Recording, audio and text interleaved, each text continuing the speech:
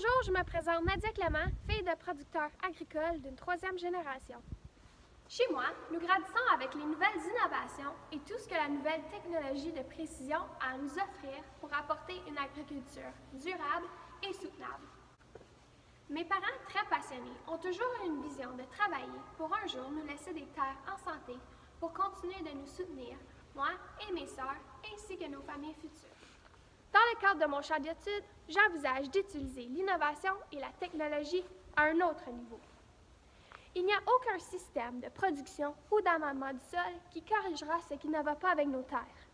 Seule notre compréhension les réparera.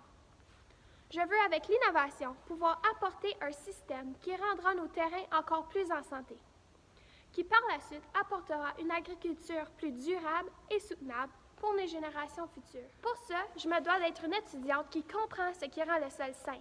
C'est simple, il n'y a pas de raccourci. L'innovation qui a le plus d'impact dans l'histoire de l'agriculture est le tracteur. Selon moi, de nos jours, c'est la technologie avec ses techniques de précision. Dans les dernières années, il y a eu plusieurs changements au niveau de la technologie en agriculture. Les gens s'en servent pour augmenter la santé du sol et augmenter leur rendement, d'autres auprès des animaux.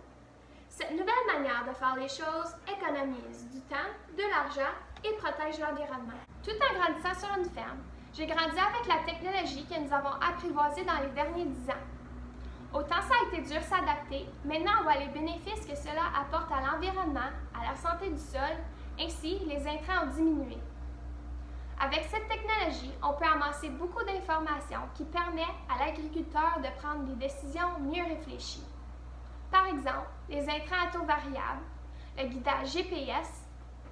Ensuite, c'est plus facile d'analyser si les produits utilisés sont rentables et on peut trouver où sont les zones moins productives dans les champs et les améliorer. D'ailleurs, j'ai eu la chance de travailler avec cette technologie. Par exemple, le GPS. Il m'a beaucoup facilité la tâche. Il crée des lignes précises et droites qui évitent que le tracteur ait à faire du chevauchement. Donc, la tâche se fait plus rapidement et moins de carburant est utilisé. De plus, les opérateurs se fatiguent moins rapidement car ils ont la facilité d'avoir les yeux tout autour d'eux et leur machine en opération. Durant mon secondaire, j'ai fait une MHS en agriculture, c'est-à-dire une majeure haute spécialisation qui m'a permis d'élargir mes connaissances dans le domaine. Pour l'obtenir, j'ai pris part à un cours d'agriculture 2 années d'affilée et j'ai fait un coop sur une ferme de grande culture. Malheureusement, mon école n'offrira pas le cours l'an prochain. Je trouve cela dommage car nous sommes dans une communauté plutôt agricole et je connais plusieurs jeunes qui auraient aimé prendre part au cours. En étant une jeune fille sur une ferme, j'entends souvent dire qu'il manque de jeunes dans l'industrie.